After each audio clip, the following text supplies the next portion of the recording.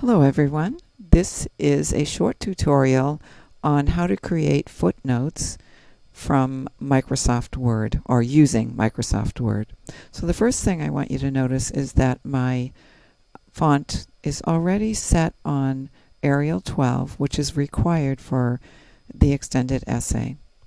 And right now I have my cursor next to the last word in the sentence where I want to create a footnote. So what I do at this point is go up to References and select Insert Footnote. You'll notice what automatically happens is it goes immediately down to the bottom of the page, and this is where you can create your footnote.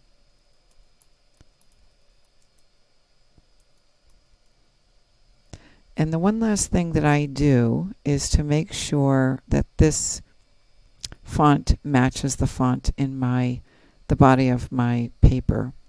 So it often defaults to another font.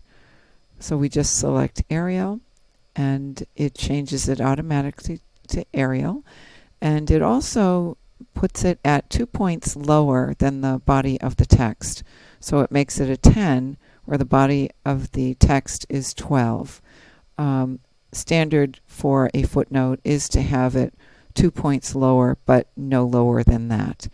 And that is pretty much it.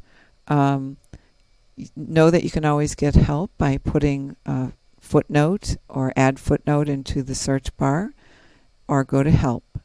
Same thing. So you can get help that way too as well. And that's it.